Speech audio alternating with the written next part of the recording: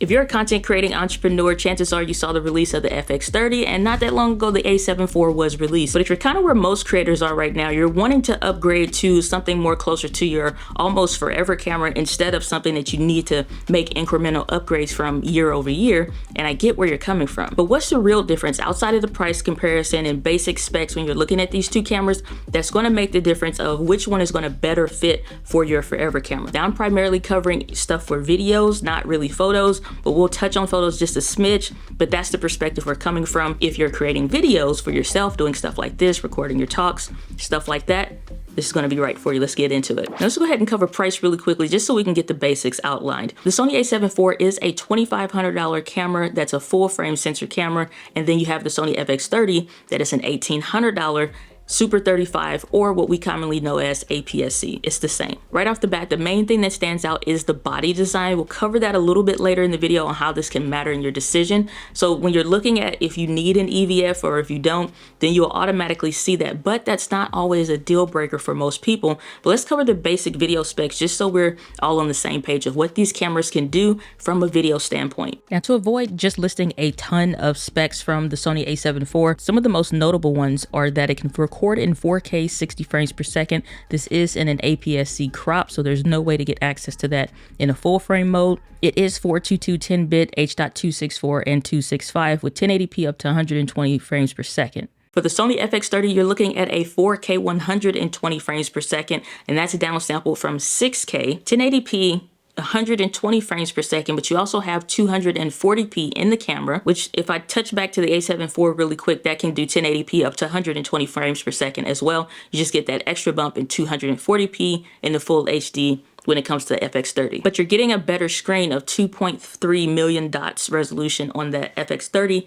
instead of the A74. And both of these cameras have a lot of the baseline features that any video content creator would want. You're looking at a flip screen, 2 SD card slots from CF Express Type A to UHS 2, incredible autofocus for human and animal, a full-sized HDMI port, which I know a lot of creators would be excited about, instead of what you're used to on cameras like the A7C or the ZVE10, where you're getting a micro port. Never bothered me any. I've never had any issues with it or a break or something, but creators have run into issues with it, so that's something to note. Now, all that sounds great. Anybody can read a spec sheet and compare these cameras to see, well, this one's better in this category versus this one is not. But what are the real deal breakers that's going to make the difference when you're actually creating content? First deal breaker I think a lot of people will be concerned about is going to be the crop factor. Both of these cameras in one frame rate or another is going to experience some kind of a crop factor. Now, even though Sony A74 is a full frame camera, when you go into the highest resolution of 4K 60, there is an APS-C crop, so you're not getting that full span of the sensor, which is why a lot of people like the full frame. You're going back down to APS-C. And when that comes to a crop factor, it's no different than the 1.5 times crop on a regular APS-C sensor, which you already have. Just popping a lens on the camera on the FX30, ZV-10, you pick any APS-C camera that's by Sony. A little different if you're coming from like a Canon or something that uses a 1.6 times crop, so all APS-Cs aren't the exact same size or crop factor. Now the crop that you're going to experience on the FX30 is when you go into the 4K 120 frames per second.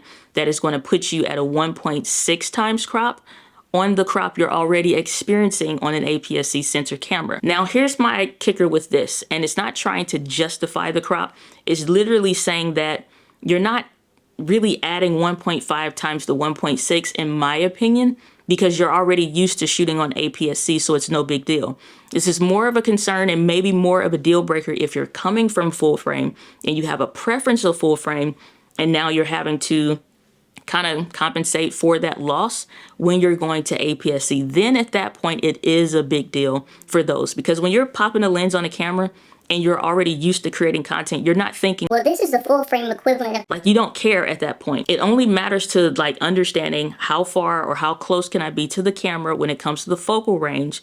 And if you're coming from full frame, you're not used to having to do any math or anything like that. Now, I'm already an APS-C preferred content creator, so I love and want to use APS-C. I have no desire to go to full frame unless I absolutely have to for the features. The FX30 kind of makes it possible, so I don't have to go to full frame, which I personally prefer. So when I put a 16 millimeter, or I'm thinking 16 millimeters to pop it on a camera, I already can imagine what that focal range is going to be, or 35 or 50 or the like. Somebody that's coming from full frame, 50 millimeters in their mind gives them a whole other different thing that they don't have to compensate for, crop factors and the like. So it just really depends what you're coming from. If you're coming from no camera at all, you're not going to know the difference. You'll learn to use whatever it is that you have. The equivalent talk kind of dissipates over time as you're just regularly recording content and creating stuff for yourself. Now, something where the crop factor may be a positive or a negative for you, depending on your use case. When I shot on the A74 in the 70-200 f2.8 lens, the Mark II,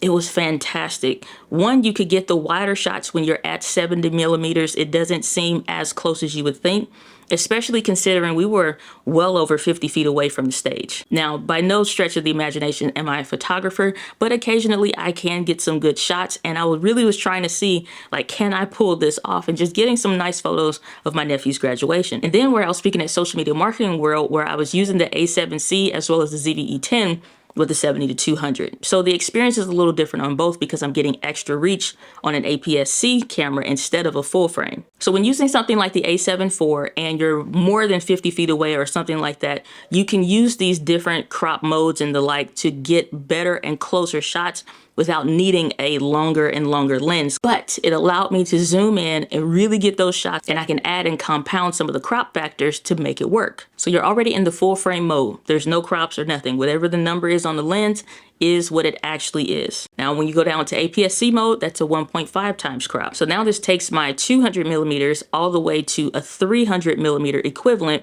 just simply by switching from full frame to APS-C mode. Then when you're already shooting in 4K in clear image zoom, then you can go up to a 1.5 times crop. So this let me go from 300 to a 450 millimeter equivalent lens. Now this is a 400 plus millimeter equivalent that I'm zooming into at f2.8. And if you look in the Sony range for something that's a 400 millimeter lens, you're looking at about $12,000. That is absolutely nuts. But for the quality and the shots that you get, depending on your work, might be it. That's not even close to being in my ballpark. I'm not about that life. Now that's really cool because I can get as much use using this lens at all kinds of ranges, literally from 70 to 450 millimeter equivalent at an f2.8 and get some really great candid shots. But if you don't think that the sensor size makes that big of a difference, then it may not be a deal breaker for you, but it can be a bit of a concern when you move into the next area, which is dynamic range,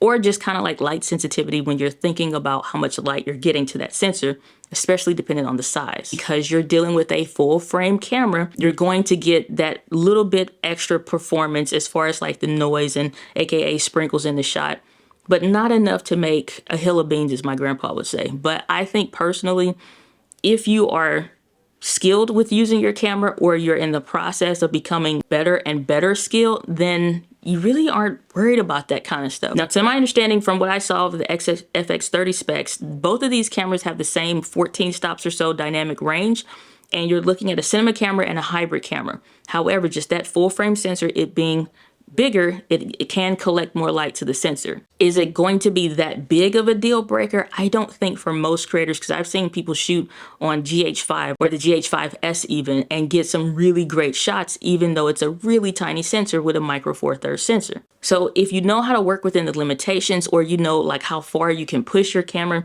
depending on the scenarios, I don't think that's a big of a deal. Especially with any camera, you're literally lighting all of your scenes. It just may be some may not be as well lit as others. Now, if we don't cover this next section, you probably are going to make a mistake with your purchase in getting a camera that probably isn't best suited for you.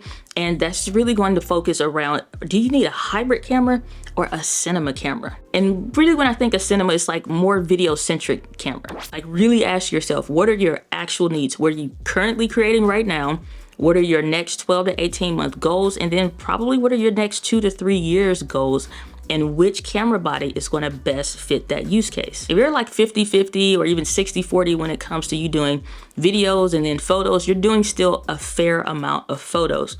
Can the FX30 take videos and photos? Yes, but you're not nearly getting anything close to what you would get in the A74. And your intended use case, especially when it comes to video, is really going to make a huge difference in what you get and what you get actually working for it. You're still getting 2 card slots, you're still getting the flip out screen, a touch screen, you're getting the updated menu systems, great internal preamps, but there are some cinema-based features when it comes to the video specs that I don't really want to make this a super technical video, but there are some really fantastic cinema video-based features like the Cine EI that's in the camera. Stuff like the 16-bit RAW that you're able to get out via HDMI, and you can still get 4K 60. Now you will need something like the Atomos Ninja 5 or 5 Plus in order to get access to that.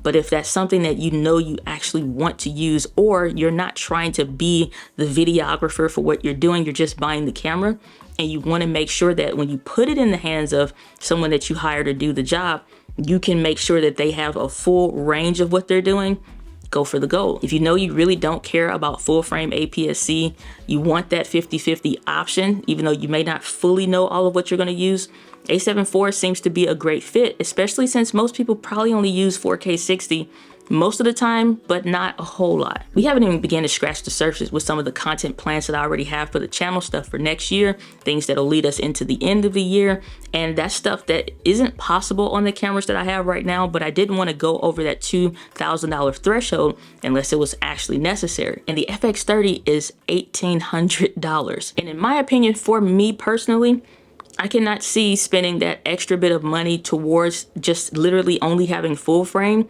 or the hybrid body design when I know I'm not using it most of the time. So that's where I'm coming from when I'm looking at these two cameras, but you could be doing something totally different. It was worth the wait for me to wait for the FX30 to come out because $1,800 is a steal of a price. But what would you actually buy? You got $2,500, you can get the A74 or you can get the FX30. Which one would you choose? Let me know in the comments below. With that, guys, with passion, I'll see you on the next video here on the channel. Peace.